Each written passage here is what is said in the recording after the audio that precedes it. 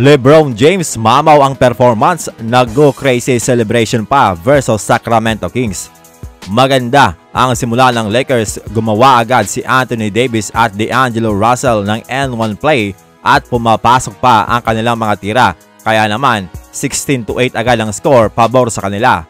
Subalit nagpakawala naman ng back-to-back 3-pointer kaya dumikit sila dito, pero agad sumagot si Austin Reeves at Rui Hachimura ng tag-isang 3-pointer at free throw ni AD at LeBron. Kaya naman lobo agad ang kalamangan nila dito, 28-18. Pero si Trey Lyles mga amigo ay nagpakawala ng 3-pointer, sabay nagkaroon sila ng 6-0 run, kaya naman babasa dalawa ang hinahabol ng Kings sa pagtatapos ng first quarter, 28-26. Sa pagsisimula naman ng second quarter, napakainit ang Lakers mga amigo. Sinimulan ito ng mid-range jumper ni LeBron James at 3-pointer ni Dalton Knecht at Rui Hachimura plus another mid-range at napakahirap na turnaround fadeaway jumper ang pinakawala ni LeBron James para kumpletuhin ang kanilang 14-1 run mga amigo. Kaya biglang lobo ang kalamangan ng Lakers sa 15 points. Ganun pa man, hindi pumapayag ang Kings at dahan-dahan nilang tinapyas dito ang kalamangan. Naibuslo ni Austin Reeves ang kanyang 3-pointer at nakawala itong si Dalton Knecht para sa easy dunk. Pero sumagot agad ng 9-0 run ang Kings kaya biglang dikit ulit ang score, 53-51. Buti na lang pumasok ang 3-pointer ni D'Lo at agad din naman nakasagot ang Kings, pero nagpakawala naman ng another corner 3-pointer itong si D'Angelo Russell, 64-60 sa pagtatapos ng first half. Anthony Davis 14 points, Rui Hachimura 12 points, D'Angelo Russell 11 points at 10 points naman etong si LeBron James. Nanguna naman si Keegan Murray para sa Sacramento Kings na may 11 points na sinundan ng 10 points ni Domantas Sabonis. Subalit may 3 fouls na siya dito mga amigo. Pareho ang dalawang team na may tig 7 3-pointers made at 24 points in the paint.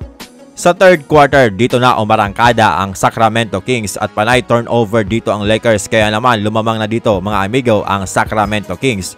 Subalit sa pagpasok naman ng fourth quarter, dito na naghalimaw itong si The King LeBron James.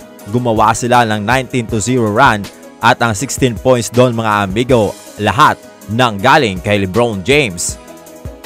Hindi siya mapigilan mga amigo, kaya naman nag-go crazy celebration at grabe, hype na hype ang crowd mga amigo. Naupo muna si LeBron kaya kay Anthony Davis sila sumandal. Subalit unti-unti namang tinapyas ng Sacramento Kings ang kalamangan hanggang umabot na lang sa 1-ball position. Pero ilang segundo ang natitira na ipasok ni Anthony Davis ang kanyang 3-pointer mula sa assist ni LeBron.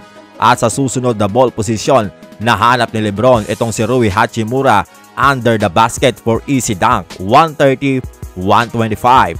Pumapalag pa ang Sacramento Kings at sa layup na ito ni De'Aaron Fox ay nasa palsanan ni LeBron, kaso goaltending nga ang tawag mga amigo. Kaya sa susunod ay free throw time na. Kinabahan pa ang Laker fans nang maimintis ni AD ang unang free throw, pero naipasok niya naman ang pangalawa at nag-turnover pa si De'Aaron Fox, kaya naman nanatiling undefeated ang Lakers. 3-0 na mga amigo at number 1 pa rin sila sa standing. Sa wakas, natigil na ang sumpa kay Anthony Davis at tinalo niya na etong si Domantas Sabonis. LeBron James triple-double performance, halimaw, kalabaw lang talaga ang tumatanda. Gumawa siya dito ng 32 points, 10 rebounds at 12 assists. Samantalang si Anthony Davis another 30 plus points na naman ang performance, 31 points, 9 rebounds at 2 blocks. Nasayang naman ang triple-double performance ni Domantas Sabonis na may 29 points, 12 rebounds at 10 assists. De'Aaron Fox 28 points at 23 points naman si DeMar DeRozan. Still winless pa rin mga amigo ang Sacramento Kings this season. Ang susunod na makakalaban ng Lakers ay ang Phoenix Suns sa Miyerkules alas 10:30 ng umaga Philippine time sa home court yan ng Phoenix Suns.